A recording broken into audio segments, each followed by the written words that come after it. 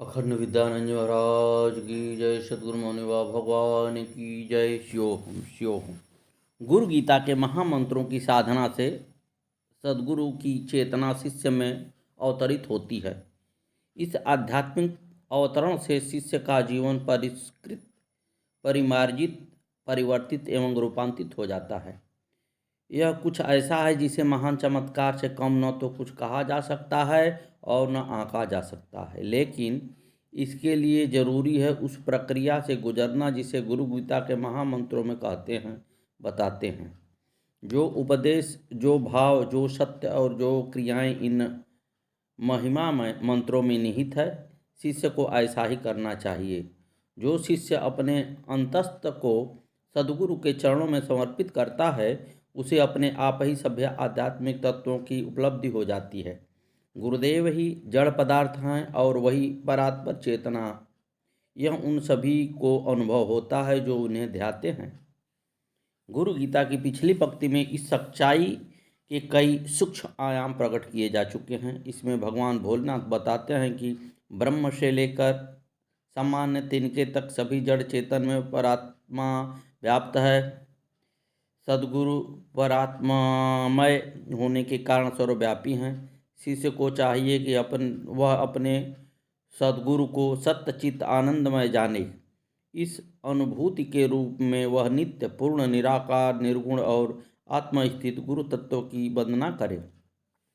श्री गुरुदेव के शुद्ध स्वरूप का हृदयाकाश के मध्य में ध्यान करे। ध्यान की यह अवधि एवं प्रक्रिया क्या हो, भगवान महेश्वर अगले प्रकरण में स्पष्ट करते हैं। अंगूठा मात्र पुरुखं ध्यायेत चिन्मयं हृदि तत्र स्फुरति भावो यः शृणुतं कथाम्यहम् अगोचरं तथा गम्यं नाम रूप विवर्जितं निःशब्दं तदुजानीयात् स्वभावं ब्रह्म पार्वती यथा गंध स्वभावेन कर्पूर कुसुमादिषु शीतोष्णादि स्वभावेन तथा ब्रह्म च शाश्वतम् स्वयं तथा विधो भूत्वांगस्थातव्यं यत्र कुत्रचित् कीटभ्रमरवत् तत्र ध्यानं भवति तादृशं गुरुध्यानं तथा कृत्वा स्वयं ब्रह्ममयो भवेत् पिंडे पदे तथा रूपे मुक्तो वशो नाम संशयः। हृदय में चिन्मय आत्मज्योति के अंगुष्ठ मात्र स्वरूप का ध्यान करना चाहिए। इस ध्यान की गहनता, सघनता व प्रगाढ़ता से जो भाव स्फुरित होता है उसे सुनो। भगवान शिव कहते हैं, हे पार्वती, इंद्रियों से परे, सब भांति अगम्य नाम रूप आदि विशेषताओं से परे, शब्द से रहित ब्रह्म का अनुभव अपने ही स्वरूप में होता है। जिस तरह से कर्पूर एवं पुष्प आदि सुगंधित पदार्थों में स्वाभाविक ही सुगंध व्याप्त है, जिस भांति सर्दी एवं गर्मी स्वाभाविक है, उसी भांति ब्रह्म शाश्वत है। अपनी आत्मचेतना में ध्यान करते रहने से कीट भ्रमण सानिध्य की भांति यह जीवात्मा ब्रह्म के ध्यान से स्वयं ब्रह्म हो जाता है। यह ब्रह्म का ध्यान यथार्थ में गुरु का ध्यान ही है। शिष्य अपने चित्त में गुरु का ध्यान करने से, गुरु की निराकार ज्योति का ध्यान करते रहने से सर्वथा मुक्त एवं ब्रह्ममय हो जाता है। गुरु गीता में बताई ध्यान की विधियों में यह विधि अनूठी है। इसमें कहा गया है कि सद्गुरु का ध्यान हृदय में करो और उसे अंगुष्ठ मात्र चिन्मय ज्योति के रूप में अनुभव करो। ऐसा करने से स्वयं ही ब्रह्मानुभूति हो जाएगी। ध्यान के इस उपदेश में एक विलक्षणता है और वह विलक्षणता है कि हृदय में भावमय भगवान के सगुण रूप का ध्यान करते हैं। निराकार एवं ज्योति ध्यान आज्ञा चक्र या भूमध्य में किया जाता है, परंतु यहाँ अंगुष्ठ मात्र ज्योति पुरुष का ध्यान हृदय में करने का निर्देश है। इस निर्देश में कई संकेत निहित हैं। इस संकेतों पर ध्यान दें तो पता चलता है कि जीवात्मा परमात्मा एवं सद्गुरु की चेतना तात्विक रूप से एक ही है। यदि कोई साधक हृदयस्थ में इस अंगुष्ठ मात्र ज्योति का ध्यान करता है तो स्वयं ही सद्गुरु की भगवत्ता की उपलब्धि कर लेता है। इस संबंध में एक अनुभूत कथा है। यह कथा संत हरिहर बाबा के एक शिष्य जगत राम की है। यह जगत राम बनारस के पास एक गांव का अनपढ़ गंवार लड़का था। अपने गांव में गाय भैंस आदि जानवर चराया करता था। न जाने किस प्रेरणा से बाबा के पास आ गया।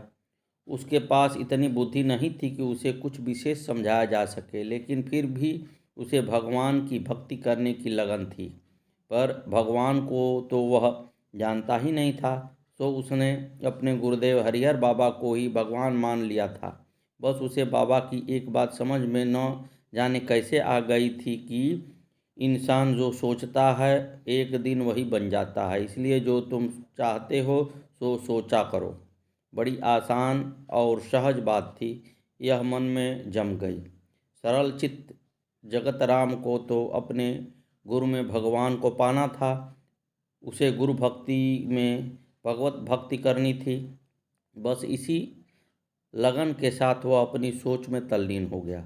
उसे आसन, बंध, मुद्राएं, प्राणायाम एवं ध्यान आदि क्रियाएं तो आती नहीं थी। शास्त्र को न तो उसने पढ़ा था और न सुना था। कठिन कठिन बातें उसे समझ में नहीं आती थी। बस एक बात मन में थी, जो चाहिए उसे सोचो, जो सोचोगे वैसा अपने आप मिलेगा। हरिहर बाबा के इस कथन को उसने अपने जीवन का महामंत्र मान लिया। उसे जब भी समय मिलता गंगा किनारे बैठकर हरिहर बाबा की छवि का ध्यान करते हुए मन ही मन उनकी पूजा किया करता। मंदिर में पूजा होती उसे देखी थी, बस वह अपने गुरु की वैसी ही पूजा करता। धूप दीप नैवेद्य आरती सब कुछ मंदिर की भांति वह मन ही मन करता, लेकिन प्रत्यक्ष में उसके पास न तो कोई साधन होता और न सामान। अपने इस काम में उसे न तो दिन दिखता और न रात।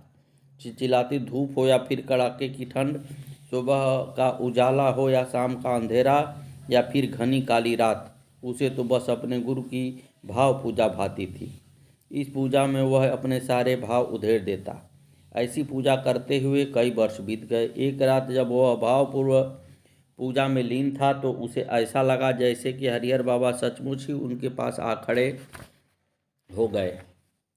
बस इस आ खड़े होने के फर्क यह था कि यह उनका प्रकाश शरीर था। उसे ऐसा लग रहा था जैसे हरिहर बाबा के शरीर के सारे अंग प्रकाश से बने हों। बड़ी भक्ति से वह मन ही मन अपने गुरुदेव को निहारता रहा। इस प्रक्रिया में उसे कितना समय बीता याद नहीं। याद तो उसे तब आई जब उसे अनुभव हुआ कि गुरुदेव का संपूर्ण प्रकाश शरीर एकाएक बिखर कर उसके रोम रोम में समा गया। संपूर्ण प्रकाश न केवल उसमें लीन हुआ बल्कि लीन होकर उसके ही अंदर घनीभूत होने लगा। हृदय स्तर पर वह संपूर्ण प्रकाश ज्योति के रूप में घनीभूत हो गया। यह सारा वाकया कुछ ही समय में घटित हो गया।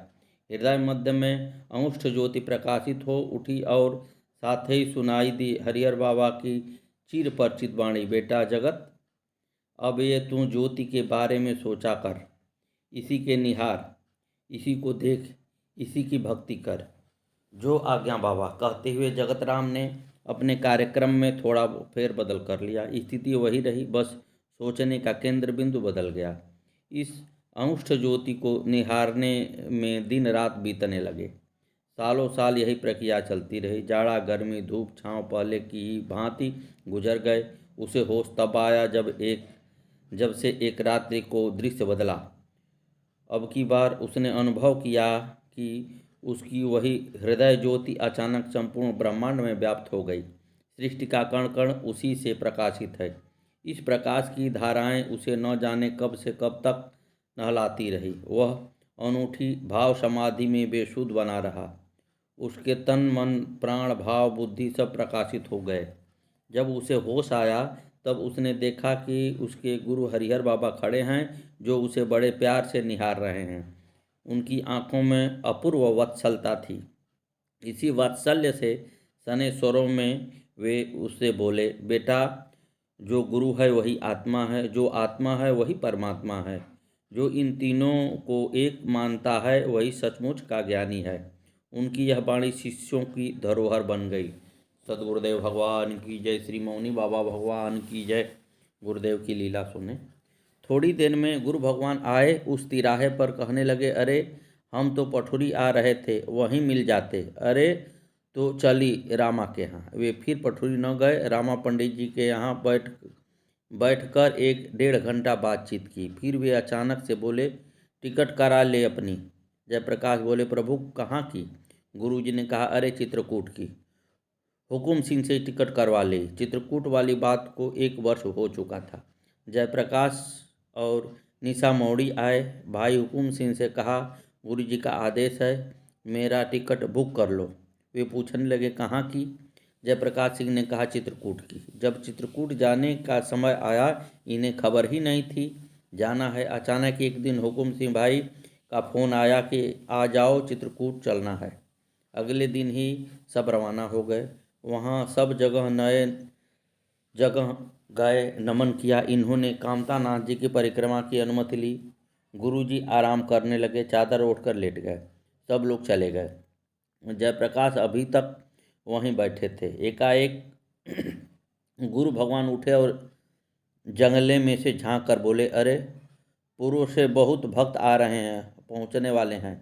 ये पूछने लगे, प्रभु आपको पहले से ही पता चल गया? गुरुजी बोले, अरे हमें तो बड़े सरकार बताई। अभी ये चर्चा चल ही रही थी कि जन्मभूमि से बस भर के लोग आ पहुँचे।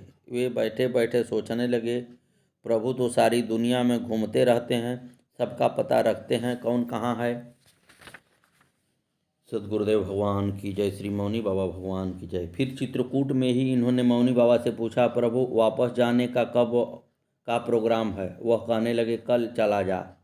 इन्होंने पूछा, प्रभु परिक्रमा लगा जाते हैं? उन्होंने आज्ञा दे दी। अरे जाई लगा आई। ये और इनका भतीजा आलोक परिक्रमा लगाने चले गए। एक परिक्रमा लगाई तो इन्होंने सोचा एक और लगा ली जाए। पूरी होने ही वाली थी कि एक भक्त आए और बोले, गुरुजी बहुत नाराज़ हैं, जल्दी चलो। ये पहुँचे तो बस तैयार थी, सारी सवारियां बैठ चुकी थीं, गुरुजी की गाड़ी जा चुकी थी। ये जल्दी जल्दी बस में बैठे। हुकुम सिंह बिखर गए। तेरी वजह से ही गुरुजी ने आज पहली बार इतना धमकाया है। कह रहे थे तेरे भाई भतीजे कहाँ हैं, तो तूने धमकाया है मुझे। ये कहें मैं तो आज्ञा लेकर गया था, प्रभु की नज़र में ही था। बैठ बस में मौड़ी पहुँचे। दूसरे दिन उठकर सोचा दर्शन कर आऊँ, फिर भिवाड़ी चलूँ। माँ बोली, मैं भी चलूँ, कई दिन हो गए हैं दर्शन किए। सब बुग्गी में बैठ घुघरावली पहुँचे। गुरुदेव नीचे कमरे में थे। रामा बोले, बाहर बैठ जाओ, गुरुजी बुलाओगे तब आ जाना। चरण स्पर्श करके सब बारामदे में बैठ गए। थोड़ी देर बाद जयप्रकाश जब गुरुजी के पास पहुँचे तो उन्होंने इन्हें बुरी तरह धमकाया, चला जा, जा सीधा भिवाड़ी चला जा। ये समझ गए कि जरूर कोई दुर्घटना हुई है। ये सबको मौड़ी छोड़कर सीधा भिवाड़ी आए। पता चला दीपावली पर बच्चे पटाखा छुड़ा रहे थे। मास्टर जी का लड़का और इनका लड़का अद्भुत पटाखे को जलाने के लिए रख कर आए थे। वह फटा नहीं तो ये उसके पास जाके देखने लगे, तभी वह पटाखा फट गया। मास्टर जी के लड़के की आंख चली गई। वह हॉस्पिटल में भर्ती था। अद्भुत के मुंह पर कुछ छींटें आई थी, मुंह जल गया था। मास्टर जी बड़े निराश थे कि हालत में कोई सुधार नहीं है, परंतु इन्होंने कहा कि चिंता न करो, जब प्रभु ने इतना बचाया है तो आंख भी ठीक हो जाएगी। प्रभु की कृपा हुई। अगले ही दिन उनके लड़के की आंख बिल्कुल ठीक हो गई। अंतर्यामी तो वहीं से ही देख रहे थे, रक्षा कर रहे थे। सद्गुरुदेव भगवान की जय, श्री मौनी बाबा भगवान की जय। जयप्रकाश कहते हैं कि उनके शरीर बगैर इनकी कहीं जाने की इच्छा न हुई कभी। एक बार इनके मन में आया कि गुरुजी के साथ शिरडी जाऊं, परंतु गुरुजी कहेंगे तभी जाऊंगा। एक दिन भाई महिपाल सिंह का फ़ोन आया कि तेरी शिरडी की टिकट बुक हो गई है, रेलवे स्टेशन पुरानी दिल्ली पहुंच जाओ, टिकट वहीं मिल जाएगी। तो इस तरह से शिरडी पहुंच गए। एक खुर्जा के पंडित जी बोले, वह गुरु जी का स्थान है, वहाँ चरणामृत का बहुत महत्व है, जरूर लेना। थोड़ी देर बाद गुरु जी मौनी बाबा भी गाड़ी से पहुँच गए। सुबह उनके दर्शन किए। गुरु जी बोले, नहा धोकर दर्शन करी, इन लोगों का चरणामृत नहीं मिल पाया, पहले ही समाप्त हो गया। तब बड़े भाई बोले, रात को जल्दी उठ जाते हैं, नहा धोकर 2 बजे से लोग लाइन में लग गए पर चरणामृत नहीं मिल पाया। सोचा कि अगली रात 12 बजे ही लाइन में लग जाएंगे। इन्होंने भाई से कहा, आप चलो, मैं नहाकर आता हूँ। जल्दी जल्दी ये नहाकर पहुँचे। भाई जब तक 4-5 लाइन आगे पहुँच चुके थे। ये जैसे ही गेट पर पहुँचे, गेट बंद हो गया। जयप्रकाश ने मन ही मन कहा, गुरुजी, आपकी इच्छा होगी तो चरणामृत मिल जाएगा। अचानक शटर खुला, ये और एक व्यक्ति अंदर गए और शटर बंद हो गया। वहाँ 2-2 मिनट पर अनाउंसमेंट हो रहा था, जहाँ हो वहीं खड़े रहो, आगे आओ, जहाँ हो वहीं बैठ जाओ, आगे बढ़ो, बैठ जाओ। इन्हें लगा आज चरणामृत मिलेगा तो है नहीं। ये बैठे थे कि इनकी आंखें बंद होने लगी। बहुत कोशिश की, बार बार प्रयत्न किया कि आंखें खोल लें, परंतु वह बार बार बंद हो जा रही थी। आखिर उन्होंने आंखें बंद ही कर ली और प्रभु का ध्यान लगाया। जैसे ही ध्यान लगा, साईं बाबा ने स्वयं चम्मच से चरणामृत दिया। इन्होंने आंखें जैसे ही खोली तो इन्हें साईं बाबा की कोहनी से कुछ ऊपर तक कहाँ दिखाई दिया। फिर न चम्मच दिखाई दी, न कुछ।